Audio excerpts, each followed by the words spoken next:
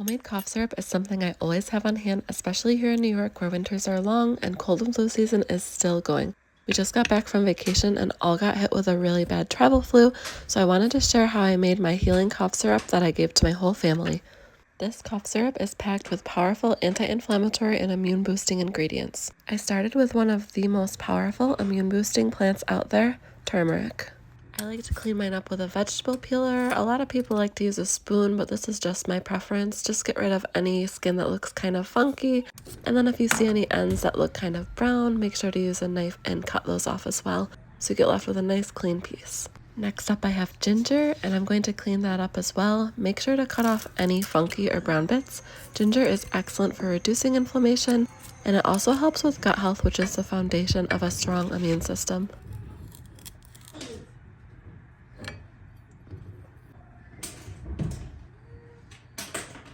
Of course, I also had to add in some fresh garlic. Garlic is excellent for reducing the bad bacteria in your gut.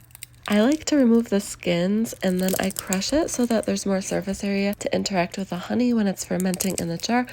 And make sure to inspect every piece of garlic that you're putting into your jar. I cut the ends off, and I also make sure there's no little brown spots. You'll want to cut those off before adding them into your jar to ferment with your honey. I also chopped up some onions, and I washed my fresh rosemary. And then I washed and sanitized my jar before adding the chopped onions into my jar. Make sure to pack them down so that you can fit as much of the ingredients as you can. Cinnamon sticks are not only an excellent soothing ingredient you can add into your homemade cough syrup, but they also add a lot of nice flavor. Add 2 sprigs of rosemary, or if you like more rosemary flavor, you can add 3 sprigs. These reduce inflammation and they add a lot of really nice flavor along with the cinnamon. Then I'm adding the ginger that I chopped up a little more to have more surface area to interact with the honey, and I did the same with the turmeric. I'm adding it to the jar and pressing it down so that I have room for my garlic. Just make sure nothing is over the top of the cup so that there's room for you to add the honey. I'm using local honey to where I'm from in upstate New York. The process of adding the honey on top of the ingredients did take me about 15 to 20 minutes because I wanted to make sure everything was submerged, and the honey does take a little bit of time to settle down. Just pour it to the very top and then go do something, wait for it to settle, and then keep adding it until it's totally filled. You do want to make sure every ingredient is totally submerged with the honey to ensure that it properly ferments and that no mold grows. I used about a cup and a half, a little over a cup and a half of honey into my jar. It's really gonna vary depending on how much ingredients you put into your jar. Just make sure to keep adding it until everything is settled, and you wanna make sure there's no air bubbles in your jar. After you've added all the honey, add an either airtight lid, or you can use one of these special fermentation lids that let air pressure out as things ferment. It doesn't really matter. This is just the lid I had on hand. Then you're gonna let this ferment at room temperature for at least 1 week, up to a month. The longer you let it ferment, the stronger and more powerful it will be. Let's do a taste test on my homemade cough syrup. This has been sitting for about 2 weeks on my counter.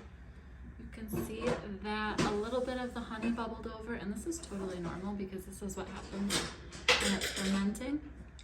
Just give it a nice shake so all the flavors combine. So, let's see what this is.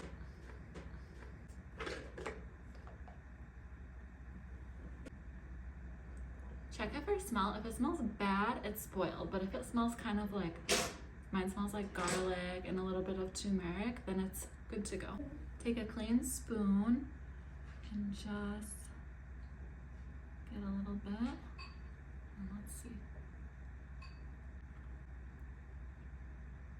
Very sweet, very delicious. Tastes a little bit like garlic, and that's really about it. It's like a garlicky honey taste. So you can store this in the fridge with all of these ingredients still in it. Some people strain theirs, but I like to keep mine in because these will continue to release nutrients while it's sitting in the fridge.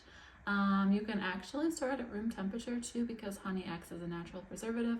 So it's really up to you if you have space on your counter or if you like to give it a bit of a chill and keep it in the fridge.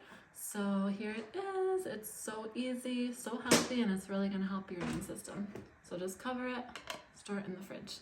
And one last thing I want to mention is that each time you use it, make sure you're using a clean spoon so that you're not contaminating your cough syrup with bacteria from your mouth. So use it once and then get rid of the spoon and get a new spoon if somebody else is taking it. And that's it, healthy homemade cough syrup.